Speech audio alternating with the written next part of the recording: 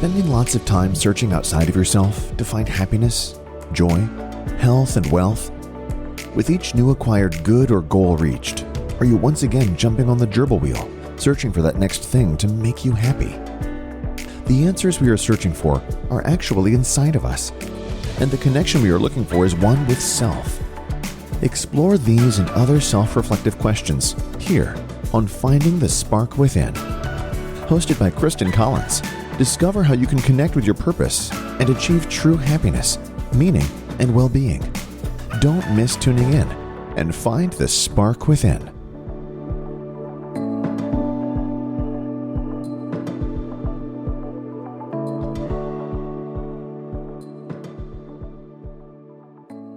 Hi, everyone, and welcome to Find the Spark Within. My name is Christin Collins, and today I am incredibly excited to be having a conversation with my mentor, my coach, my guide, and my friend, Beverly. Beverly, welcome, and thank you so much for being here today. Thank you. That's such a lovely introduction. You know, I enjoy spending time with you, and I'm happy to be here with your listeners as well. Thank you. Very excited to dive deeper with you today on a couple different levels. And as you know, the point of hosting conversation with people that I've walked with and I've learned from is to support others on their own journey to finding their spark within. Because as you and I know and have discussed many times, what we're really searching for is already inside of us. And it's really to do that remembering or rediscovering of self and our higher purpose. And there's really no one better to have this conversation with than you. So with that being said, I would love for you to back us up a little bit. And then I want to get into your book and then your company that I've just graduated from with my certification in coaching. But I'd love for you to give us a little bit of a backstory about what brought you to your vision, your lifestyle of finding your spark within. That's so lovely. Well, it's been a journey, as I think most people can say. And it hasn't always come easy, but it's been an incredibly rewarding path. So I was 26 years old when I basically had a midlife crisis. I was in the helping profession and helping other people, and then had the awareness that I was unwilling to help myself. Mm-hmm. And so it required a lot of looking at myself and how I was getting value and worth out of being of service to other people, but not being of service to myself. And so that was showing up in overworking, overgiving, poor relationships, substance use, mental health issues, unresolved trauma, codependency. I mean, there was a lot there to unpack. And I think a lot of people can probably relate to that. And so I really had a bit of a breakdown to get to that breakthrough place. And I'm forever grateful that for whatever reason at that point in my life, that's when my conscious awakening started to happen. So it was essentially stopping these behaviors long enough to start to have some awareness about what was really going on deep within myself. And I started to do that through therapy because that was kind of the mainstream only way I knew how to do it at the time. And I was connected to other people through my work. So that seemed like the next best step for me. But furthermore, I was introduced to spiritual psychology at that time. And that came in at just the right time for me. And so my recovery and healing path was really learning spiritual psychology, the practices and principles of it. And I've always been somebody who's really good at application. So I'm not just somebody who gathers more information. I really enjoy gathering information and then figuring out how I'm going to apply it, and furthermore, how I'm going to embody it. And that's what happened with spiritual psychology. I was basically at a point where I could no longer live my life the way I had been living it. And I felt like there must be a different way to live life. And that's what spiritual psychology was. It provided a new way of being for me. There's like 900 things I want to ask. I'm like, how long do we have? Thank you for taking us back. A couple, if I may, just reactions that bubbled up for me. First and foremost, 26, so young, and wow, that must have been super scary. Though I'm kind of jealous because mine was around 50, so I lived my whole adult life unaware. And so I'm going to celebrate that you were 26 and applaud you, that I can't imagine how vulnerable and challenging that must have been. The second thing, I'd love for us to step into spiritual psychology, because for anyone who knows my journey, and I dabble in it in my book, Her Phoenix Rising, without getting too into detail or even listing all of the ways that spirituality bubbled up for me. I was very attracted to working with you because spiritual psychology is the lens which you approach things. So I want to dive into spiritual psychology. I think the way for us to do that is I'd like to introduce your book to audience and to others who can also find inspiration to find that spark within from what you've birthed as far as your book. And your book is called Transcending Trauma: How I Use Spiritual Psychology to Heal My Life. And I'll put the link for this in the show notes, but I would love to read 2 paragraphs of your foreword and then ask you to go ahead and take us through what spiritual psychology is to you and how that felt for you.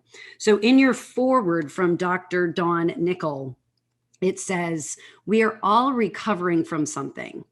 Our childhood's trauma, relationship issues, grief and loss, perfectionism, mental health, and other behavioral health issues.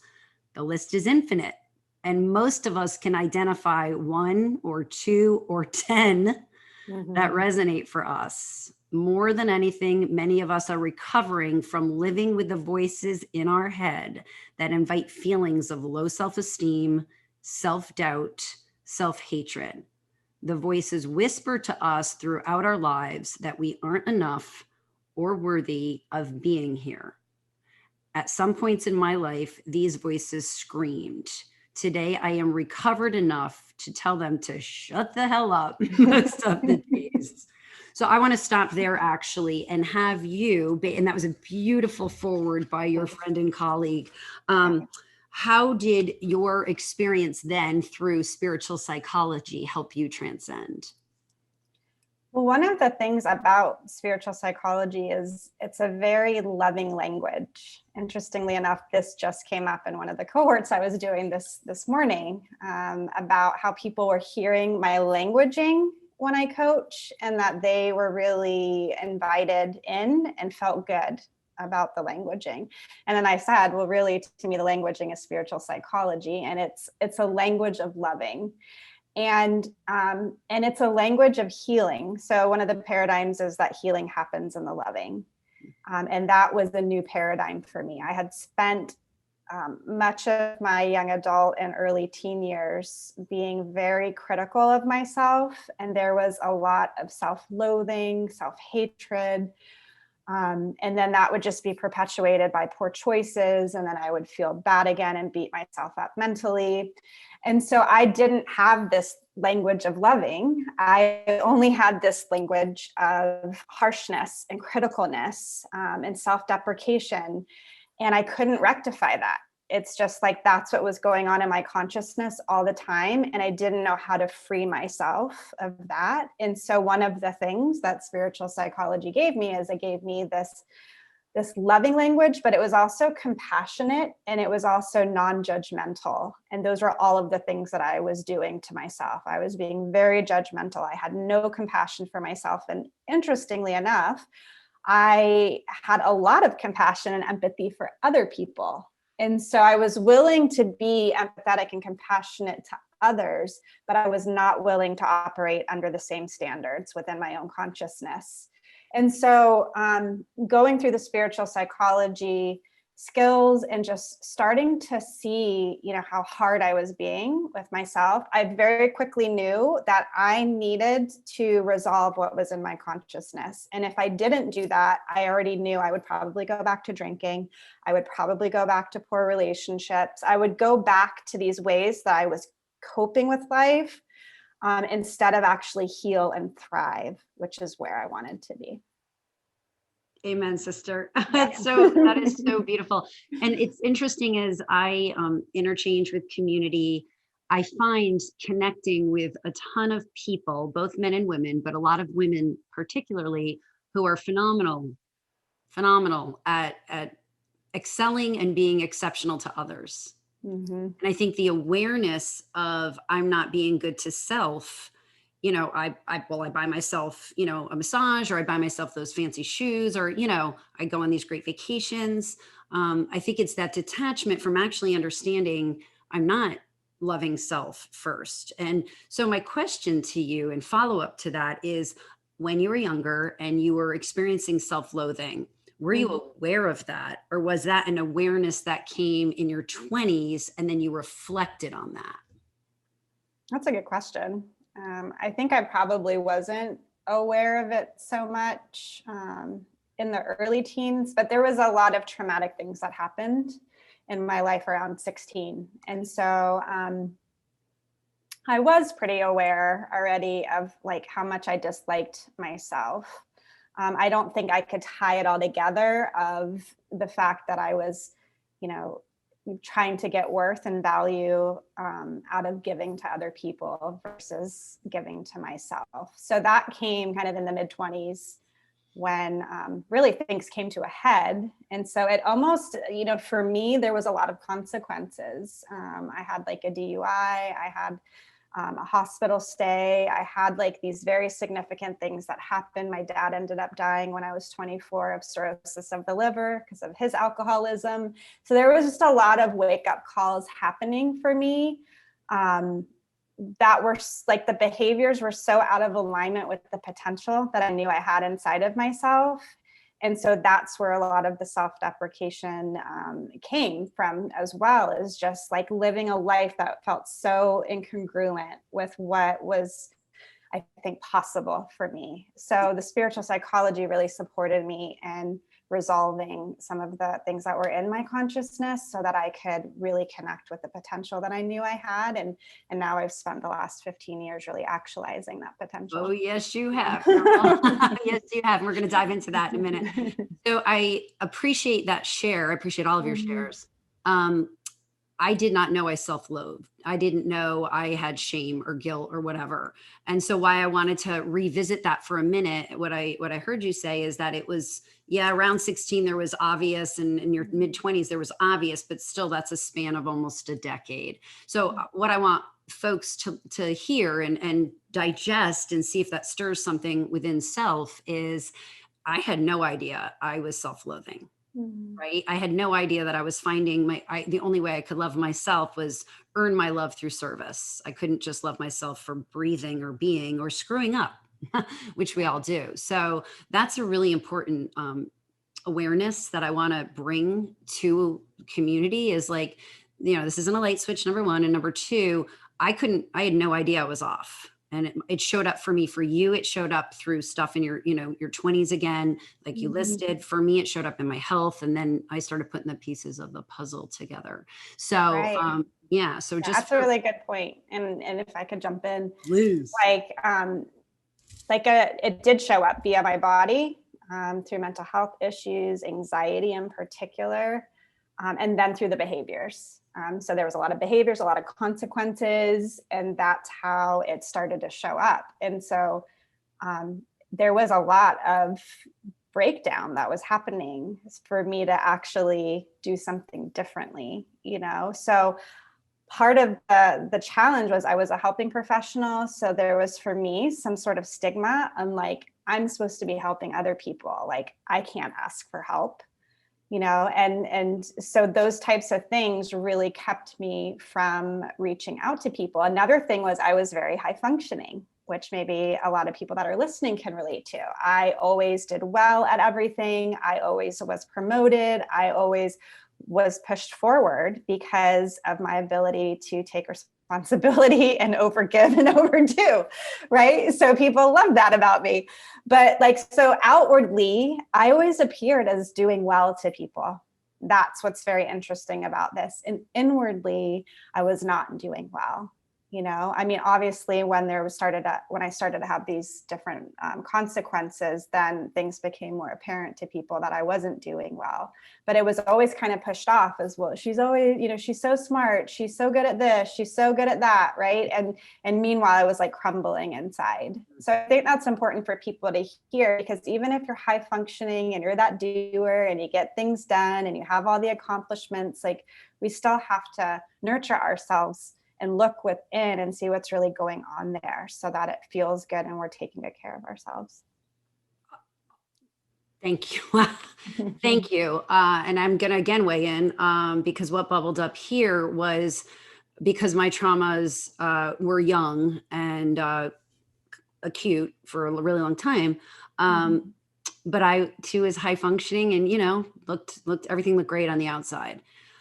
And I want to bring this into this space for others, for self or those who care for others, especially children, right? So I could say 2 or 3 people in my whole life that actually saw that maybe something was off. And I was, actress of the century to be able to mitigate that. So what you just said about being high functioning, and then when the opportunities were come to draw attention so that you could break it down and rebuild it from a place of wholeness, love, healing.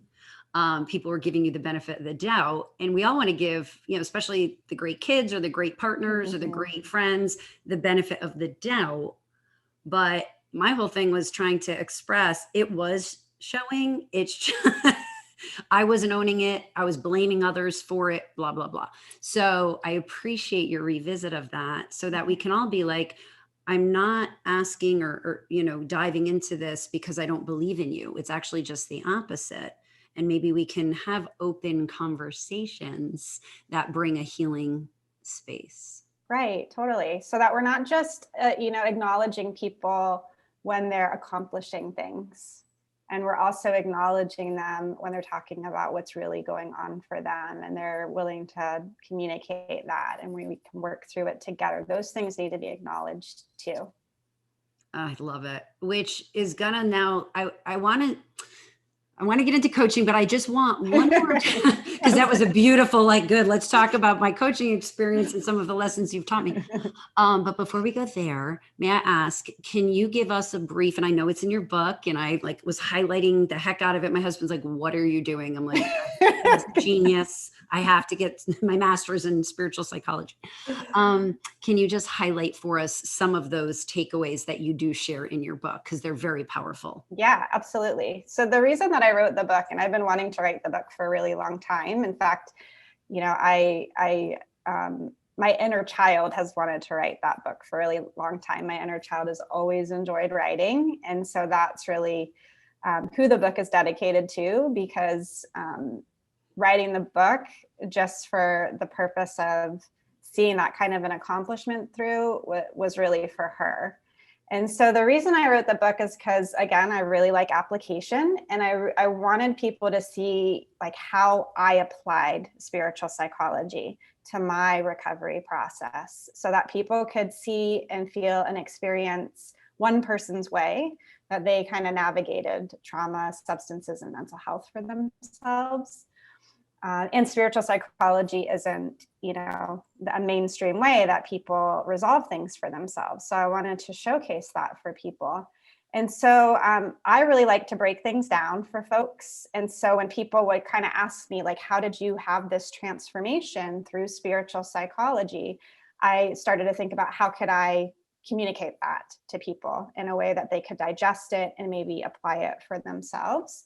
So it boiled down to these 4 different areas where initially it was about creating more awareness of what was really going on for me. And so, like I said, I had to stop a lot of behaviors first for that awareness to come through.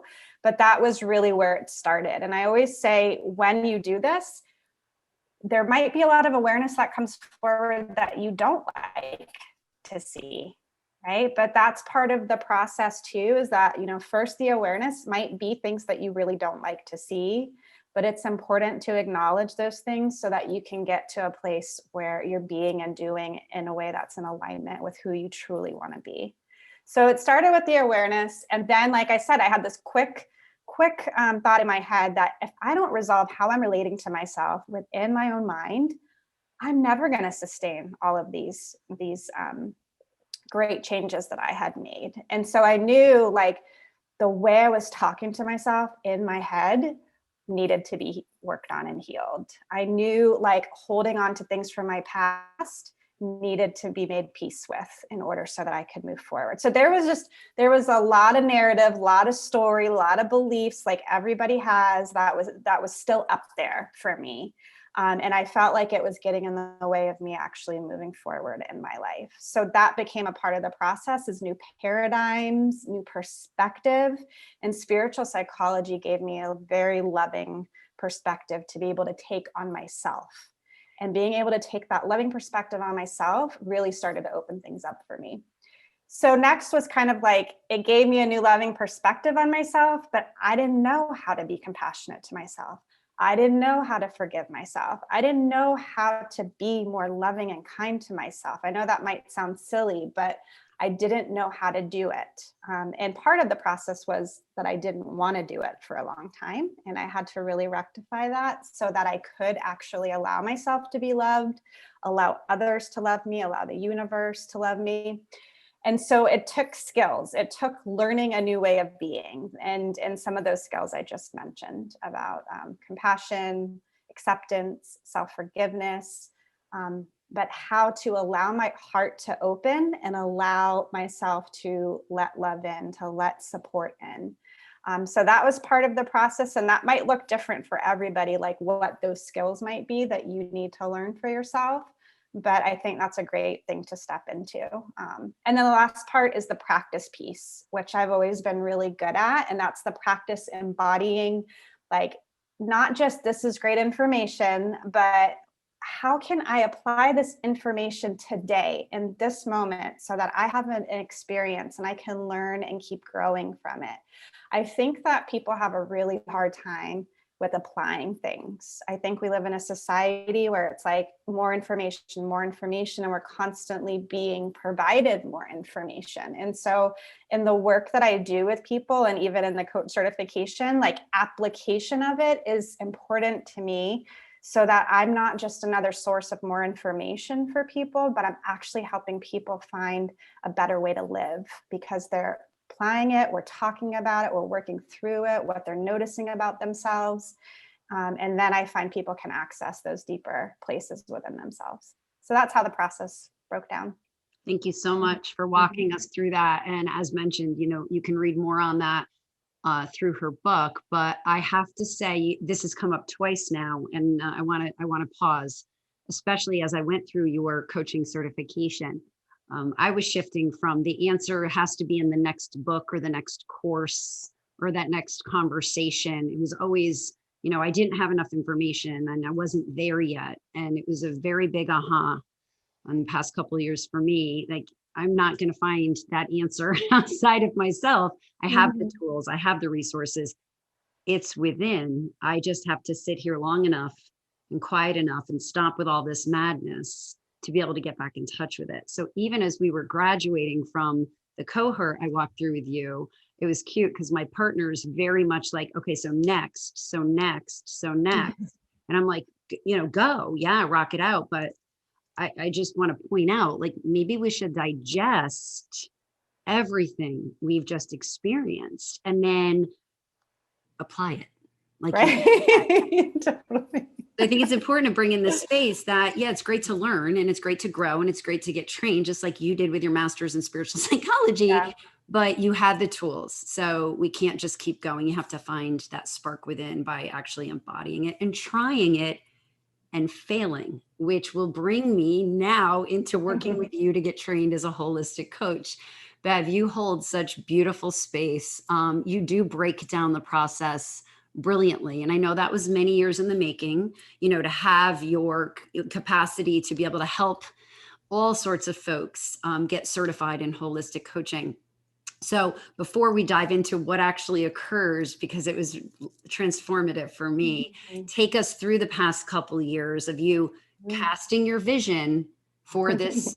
You cast a grandiose vision, and it wasn't a light switch, and you've worked very hard. So walk us through that process. Yeah, it's really remarkable. Like I always say, spiritual psychology offered me the first transformation of my life, and coaching has offered me the second transformation of my life. So I was working at nonprofits for about 10 years. And at the very end, I was a substance abuse counselor. And I was basically at this kind of crossroads. I was always good at administrative work and direct services. So then I hopped into a job that was a bit more administrative to see if maybe that was something that I would like. And it didn't quite line up the way that I wanted it to. So I knew direct services needed to be in the mix. And interestingly enough, I think having my own business has been a really good mixture for me of administrative and direct service. So I basically hit that crossroads and I was just kind of like, is this it? I don't know if I see myself, working towards being somebody at the top of a nonprofit. I just felt like I was at a crossroads with what was next for me. And that's kind of when coaching came onto the scene. I've always been an outside of the box thinker. And so I was at this crossroads of, do I go therapy? Do I become a social worker? And that meant going back to school again, spending a lot of money, a lot of time to get to that place where I would even be licensed in those areas. And coaching came in, coaching, all doors open towards it. And then for the therapy and the social work stuff, all doors closed. It was actually very strange how it happened, because when I say all doors closed, it was like everything that I tried to do towards those other two did not work out. And so I was like, okay, I'm going to do this coaching thing and see how this is. And just within a few months of being in the training, I was like, this is it. I am all in on this. I'm doing this. And I did. I energetically went all in on it. And I think that was really a powerful thing. I have quickly hired somebody, a business mentor, to work with for an entire year. So I really invested my energy, my time, my resources into doing it. But I knew it was like the right combination for me, where I could use past experiences in my work to really leverage and learn how to coach. I loved the freedom of the coaching, meaning there's a lot of creative freedom of how you create your offers, how you create your programs. It was just all these things I couldn't do when there was the red tape and the bureaucracy of the systems that I was working within. And I loved that I could have this creative freedom to create things that I felt would create a very good experience for people while giving them the value of what they were wanting to learn. So I started a coach individually 7 years ago.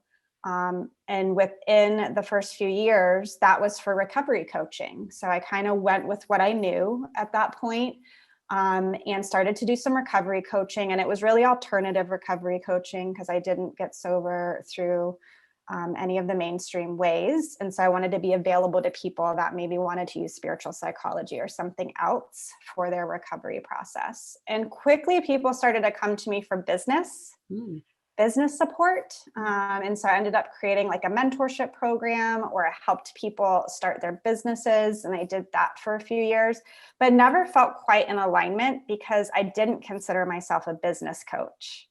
I was really good at breaking things down, taking initiative. Like these are things that I'm really strong in.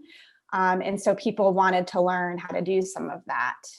And then in 2019, I got an offer to purchase a recovery coaching school. And this was completely out of the blue. The person knew me and said, I'm done with this. I think you are the person that can do something with this. And she said, I think you have the business sense and the actual skill experience to be able to support people with this. we didn't end up landing on an agreement because I wasn't fully aligned with the recovery. I didn't want to create a recovery coaching school. I wanted to create a holistic coaching school. But that conversation, or those conversations I had with her, it just gave me the confidence to go for it. You know, I had always been referring people to other coaching schools because that just wasn't the work that I was doing with folks. And then this conversation was like, I'm going to do it all. I'm going to do the coaching with people. I'm going to train them how to coach. I'm going to do individual coaching with people, and I'm going to help them start their businesses. And so that's how we created the Holistic Coach Training Institute. It's so, it's so amazing how when you're on point, when you're living your purpose, like you don't even know it. It's like, this can't be it because it's just too obvious and easy, right? Yeah. I'm not struggling enough. So, and I hadn't been walked through that whole history quite in that way. So thank you for walking even me through that. Yeah. So I one of the things I want to share is the irony, because it's not ironic, it was totally divine. I seriously do not even remember how we connected. I think it was LinkedIn, doesn't matter. And as anyone who's in the healing space, or even not in the healing space, probably knows, there's a lot of offerings. Get trained in this, get trained in that, what have you. And there are a lot of options. So I had been encouraged for many years to get certified, right? But it was already, kind of happening, right? And you don't have to be certified, which, so taking that pause and going through that process, just who has time, who has money, and I'm not really a coach, but then I had an experience that scared me. And I was like, I need to get some training because I do connect with people and I blab what I think's the right answer to them. So I better figure out, like, am I doing this right? So nobody gets hurt. Yeah. And you crossed. And the word holistic, I 100% stood out to me, even though I didn't necessarily even understand it. I just was like, oh yeah, I want to be holistically trained because I don't really understand spirituality. And currently I don't have a lot of capacity to work with people from a spiritual lens, but it has affected me greatly. And I want that to be a component. So I connected with you and got to go through this 6-month experience that has shifted me greatly. So the first thing I want to giggle about, and I'm going to go there, is this vision of coaching. And I'm not just for folks who are coaches, or because they already probably know this, hopefully, or folks who might want to consider being a coach like I did, but also for folks who are interested in having a coach. And the wake-up call for me that you had to hold space for 6 months for me to actually learn how to do this is coaching isn't about telling someone what to do. So walk us through what coaching actually is. Yeah, it's very common, when people think about coaching. We even have therapists that think of coaching as one thing. And then when they do the program, they're like, wow, I didn't realize this is what it was, And so we have oftentimes people think it's about advice giving or, I'm doing really well in this area, so I'm going to coach somebody else in this area. And so I think what's really cool about the coaching is it's really about, awareness and taking action on that awareness. And it's not about your awareness as the coach, right? It's about facilitating a space for somebody to have their own insight. And you always use like the self-discover word, right? And so we're helping them through a process, self-discover their own inner wisdom, their own inner strengths, their own thoughts about this and how they want to move forward with it. Not a strategy or a tool we got for them about how they should do it, right? Like, it's so empowering. And when people actually really learn the process, they're like, oh, I'm so relieved. It's not, the responsibility isn't on me as the coach. And my person is the one that came up with their own solutions, their own answers, and therefore they're more likely to take action on it because it's coming from them, right? So it's this really empowering process of also having a firm agreement for the call. So this is something people don't always know about coaching. So it's like, what are we agreeing we're going to coach on today, and how are we going to get there? And that's talked about. And then we can move into evoking awareness for people and helping them, with actions planning and accountability, or facilitating some sort of growth for themselves. So it's cool to learn because there's specific core competencies that you get really good at. I feel like you just have more confidence and there's more credibility to the process than just like, I'm winging it and I'm going to call it a coaching session because I'm calling myself a coach. So that's what I'm doing, right? Like, that's what's nice about doing an ICF, which is the International Coaching Federation program, because there's ethics, there's standards, there's core competency. And honestly, just providing that to somebody, like the process, the session outline, I think really is very valuable. And that's what's cool is like, I think the misunderstanding is that I'm the coach and I'm the one providing the value. Nope. Well, think about it, right? Like I keep seeing a baseball coach in my head, right? And so imagine if the coach is like, so I'm the expert, so let me go out there and play all the positions. Right. And I love this analogy because, so think about a time when, someone told you what to do. And I'm sure it was a brilliant idea and probably would have worked, but you're like, I'm not doing that. It's not what I want to do, right? The self-discovery of what I want to do, the self-discovery of the aha that's the sauce, right?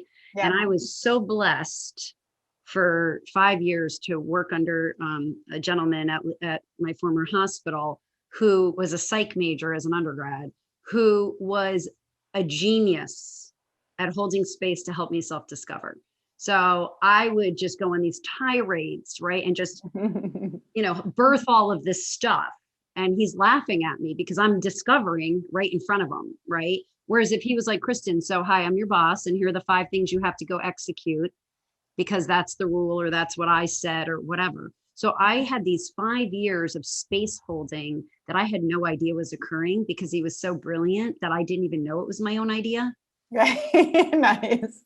That's what coaching is, right? That's what coaching is. So when you can help someone self-discover their answer that's already inside of them, right? That's the power.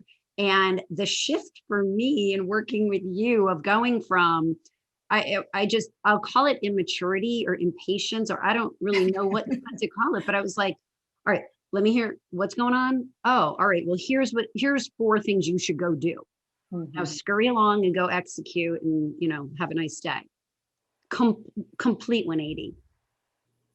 Complete. Yeah. So with the coaching space, you offer a cohort. Walk us through a little bit about what that offering is in case there's folks listening who would be interested. By the way, not necessarily because you want to go coach at all or full time, but also too, this is incredible information on how to live a healthy life. Yeah, that's one of always the most rewarding things to hear is how people share their relationships improve because they're communicating better, or they're listening better to their partner or kids, or even, their boss or teammates at work. So it really, I always say it just helps you be a better human being, not just that you're learning coaching skills. And that's why it's cool, because it's personal growth and it's professional growth. You get all of that in doing this. And so it's such a fun and transformative experience for people.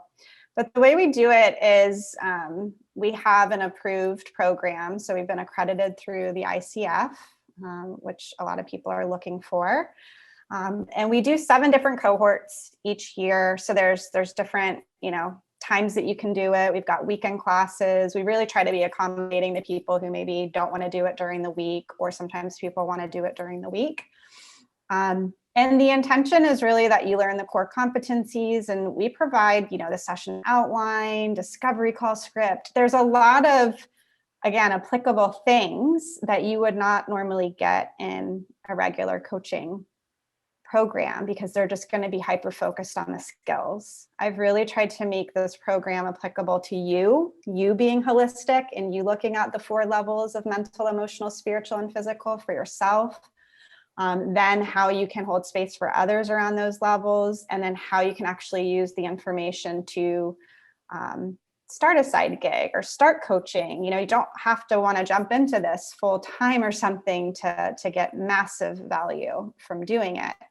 And we also have a lot of people that are leaders or managers. And so this is just another way to support themselves. And, I think that I consider you to be one of those people, I knew you would be speaking from the stage. And so when we had the conversation, it's like, this is just another service to be able to provide to people if you want to, or if you're doing consultant work, you can do that and then provide some coaching to people. So it's just a really great skill to learn that there's a high return on investment around versus, like I was saying earlier, going back to school for another degree and spending so much money and time on a master's degree or a PhD or something like this. So more and more people are getting these types of professional certifications as a way of investing in their own education and are then able to stand out from the crowd because of having something like this. So, yeah. You nailed it. And in all aspects, personally and professionally, this has deeply touched me.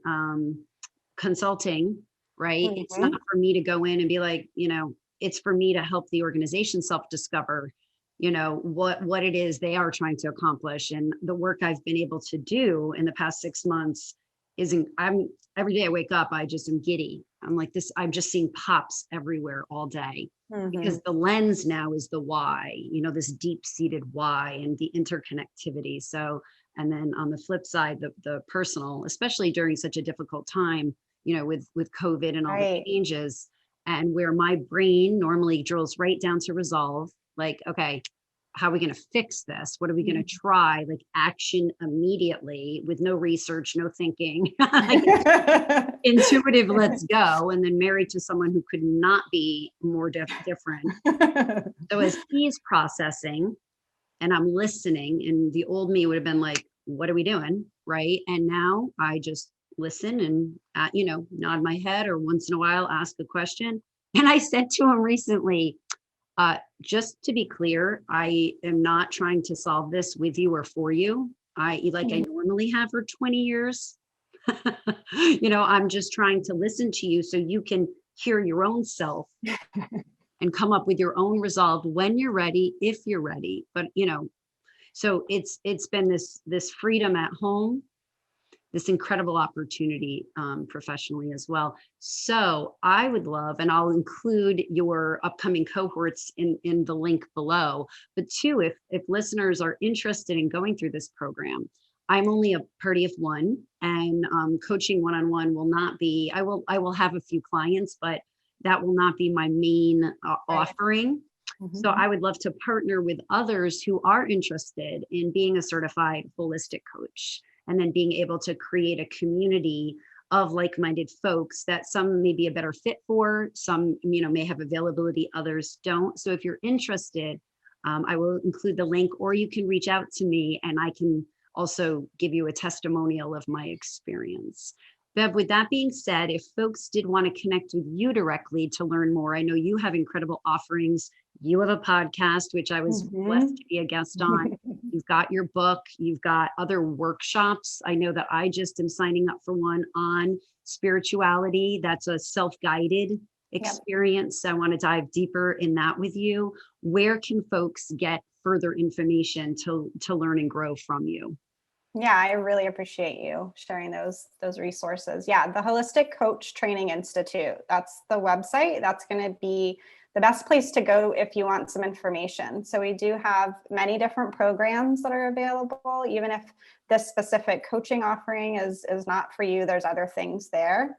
And the podcast is just a great resource if you're kind of curious, like, what is holistic coaching? What does it sound like to actually coach somebody? I do a handful of demos on there where you can actually hear me coaching somebody else. And so it's kind of nice to hear what it sounds like. And if it's something you'd like to do, then you can reach out. And our email is info@holisticcoachtraininginstitute.com if you want to reach out because you're curious about the program or you have some questions.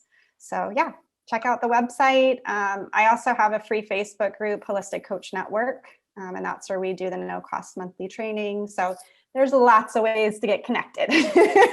You've been busy the past 5 years. I appreciate all of that. And two, you offer a directory on your website of other holistic coaches.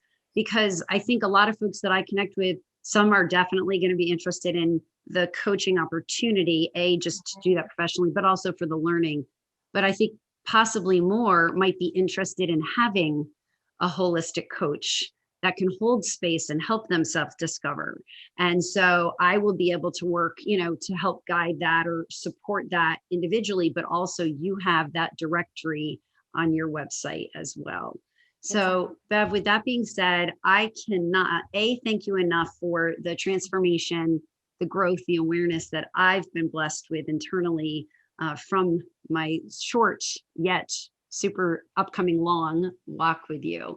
Please know how much you've helped grow me. I watched 9 others grow with, in our cohort as well.